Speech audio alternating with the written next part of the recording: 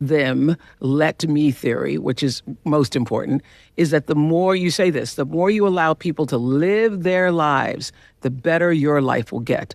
The more control you give up, the more you actually gain. Can you explain that, Mel? I absolutely can. We have spent our entire lives managing, worrying about other people. We have made it our jobs to make other people happy. We have made it our job to have opinions about the grocery store, about what our kids are doing. And in doing so, you have given all of your power to something you will never be able to control. Absolutely. And what I discovered, Oprah, is that the more that I said let them, the more I noticed that I was spending time wishing that people would be different. I was spending time judging the people in my life. I was spending time wanting people to be in different moods. And that is time that I could actually redirect back at myself and so focus on what I can. Mood, let them. Why is it your job to manage somebody else's mood? Why? And better yet, why should somebody else's mood at work, at home, wherever impact your mood? Mm-hmm. I love this on page 56. You say, why get stressed out about things beyond your control that don't really matter? How does something so small have such a large impact on you? Because you allow it. Because you allow it. And this is the huge thing in this. What is happening around you does not have to happen to you. Right. What other people are doing, yes, you are going to feel something. You're going to have an opinion. You will respond. This is human nature. But what you do in response to what somebody else is doing is where your power is. This is how you take responsibility for your life, Oprah. And let's look at the word responsibility. Yes. It is the ability to respond. And we forget when we get ourselves so stressed out because the grocery line isn't moving the way that you think it should moving, and now you're draining your life force over something so stupid. And then you wonder, why are you so tired? Why are you so overwhelmed? Why are you last on your list? It's because you allow death by 1,000 cuts. Mm-hmm. You allow people's moods and inconsiderate strangers and the headlines in the news to be something that impacts you. There's a different way to live. You just say, let them. Let them. Because what you're doing, and this is the really important part, is you are recognizing that this is not within my control. Therefore, it is not worth my time and energy. And if you respect yourself and if you love yourself, you will focus your time and energy on what is within your control. And that becomes let me. Yes. Yes. Yes. And let this them is and then let me. Yes. So there's two parts to the theory. The first one everybody loves because when you say let them, yes, you're going to feel superior to everybody else. That's right. And it helps you detach. But I also like what you say, Mel, that it's not the same thing as letting go. Let them is not the same thing as letting go. No. Explain that. You know, I have never been able to let anything go. That probably doesn't surprise anybody. I just feel like if somebody were to tell me, Mel, just let it go. You know, just no. Let it go. Your mom's disappointed, so just let it go. But it feels like I'm defeated.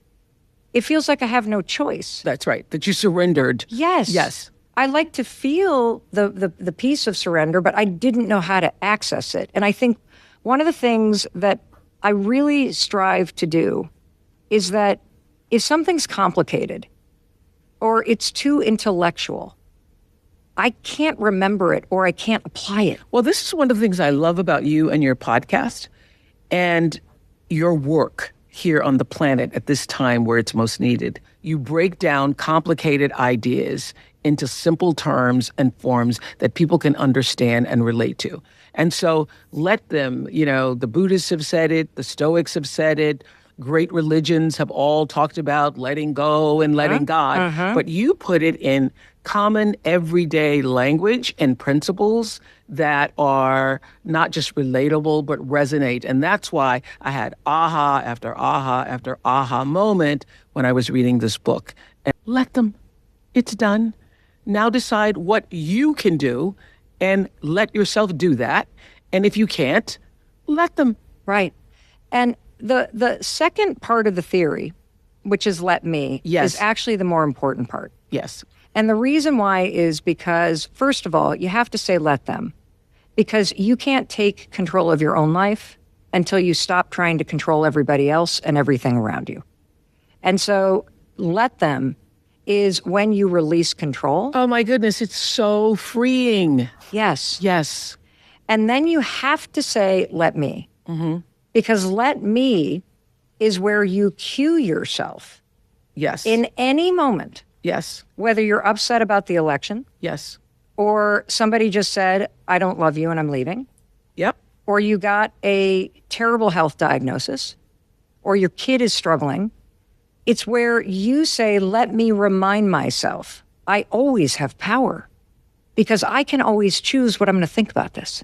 And what a beautiful thing that is.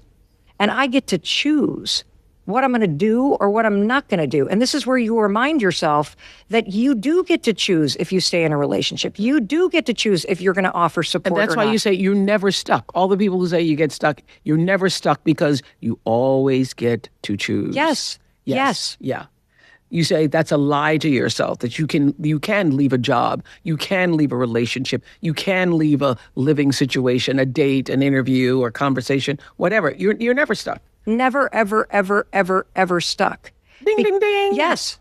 Amen to that. And here's, I want to really underline this because we convince ourselves when you stay in a job and your job is not going anywhere, it doesn't make you feel good. But a lot of people feel I have to stay there because I need them. Obviously, I need the money. Of course you do. But do you know how many jobs are on the planet?